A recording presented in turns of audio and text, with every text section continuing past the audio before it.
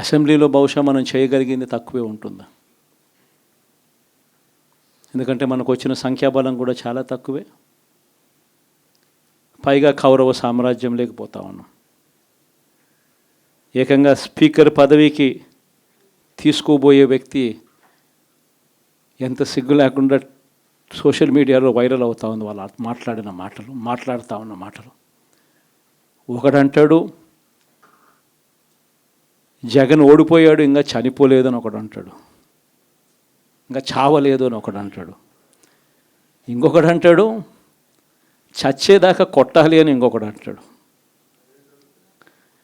నిజంగా ఇలాంటి కౌరవ సామ్రాజ్యంలోకి మనం పోతా ఉన్నాం. ఆ వ్యక్తి ఇప్పుడు స్పీకర్ కాబోతున్నాడట. ఇలాంటి పరిస్థితుల మధ్య ఆ కౌరవ సామ్రాజ్యంలో అసెంబ్లీలో ఏదో మనం చేయగలుగుతామని చెప్పి నాకైతే నమ్మకం లేదు. కానీ పాపాలు పండే కొద్దీ ప్రజలతో కలిసి ప్రజల మధ్య నిలబడి పోరాటం చేసే కార్యక్రమాలు అయితే రాబోయే రోజుల్లో ముమ్మరంగా స్పీడ్ అందుకుంటాయి. అదే జగన్ పరిపాలనలో కులం చూడలేదు, మతం చూడలేదు, ప్రాంతం చూడలేదు, చివరికి ఏ పార్టీకి ఓటు వేశారని కూడా చూడలేదు. ప్రతి పథకాన్ని డోర్ డెలివరీ చేయించాడు జగన్, మన వైఎస్ఆర్ కాంగ్రెస్ పార్టీ. కానీ ఈరోజు కేవలం వాళ్ళ పార్టీకి ఓటు వేయలేదు అన్న ఒకే ఒక్క కారణంతో ఏకంగా మనుషులను కొడతా ఉన్నారంటే, ఆస్తులను ధ్వంసం చేస్తూ ఉన్నారు అని అంటే, ఓటు వేయని వారిని అవమానిస్తూ ఉన్నారు అని అంటే, నిజంగా ప్రతి గ్రామంలోనూ ఇంత అన్యాయంగా వ్యవహరిస్తున్నారు అని అంటే, శిశుపాలని పాపాలు పండడం చాలా వేగంగా పడతా ఉన్నాయి. పాపాలు పడ్డే కార్యక్రమాలు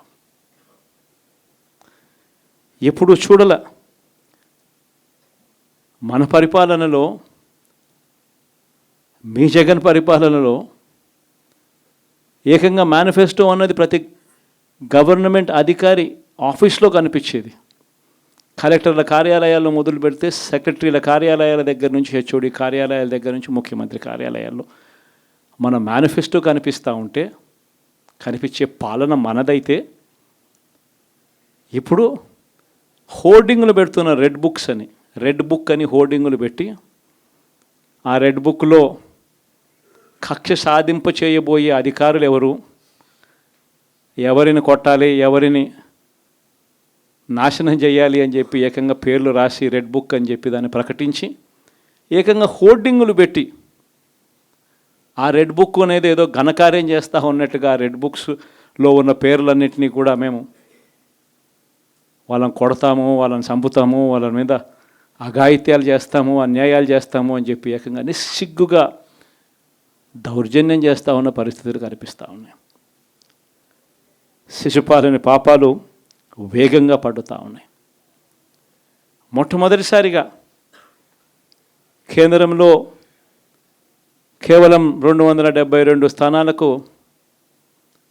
273 స్థానాలకు గాను మెజారిటీ రావాలనంటే 240 స్థానాలకి వచ్చి ఆగిపోయింది బీజేపీ. 240 స్థానాలకి ఆగిపోయిన పరిస్థితులు మొట్టమొదటిసారిగా కేంద్రంలో ఉన్న పార్టీకి పూర్తి మెజారిటీ లేదు. దగ్గరగా ప్రపోజ్ చేశారు. ఇప్పుడే 1 గంటకి నామినేషన్లు వేసాను. సాయంత్రం వరకు గడువు ఉంది నామినేషన్కి. ఇంకెవరు వేస్తారు చూద్దాం. ఎవరు అయిపోతే యాక్టివ్గా నేనే అవుతాను. చూద్దాం.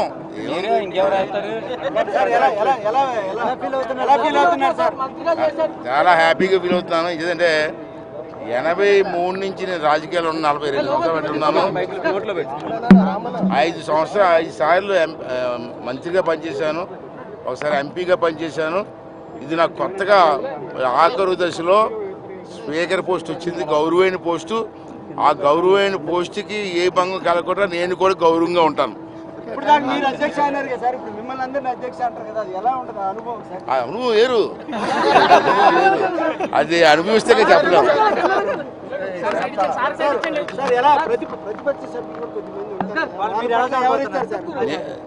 ఇప్పుడు ఆ కుర్చీలో కూర్చున్న తర్వాత పార్టీ గుర్తురాదు మాకు, అంటే నా ఉద్దేశం.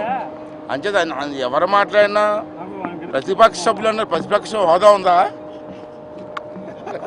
ప్రతిపక్ష సభ్యులు అంటే ప్రతిపక్ష హోదా ఉందా? లేదు కదా. అయినప్పటికీ కూడా గౌరవిస్తాను. ఎవరైనా సభ్యులు మాట్లాడతారంటే విపులంగా మాట్లాడతాను, అది అవకాశం ఇస్తాను. అవసరమైతే వాళ్ళకి ట్రైనింగ్ కూడా ఇస్తాను. రాష్ట్ర ప్రజలంతా కూడా మీ యాస భాష ప్రాస కోసం ఎదురు చూస్తూ ఉన్నారు. ఎలా ఉన్నారు?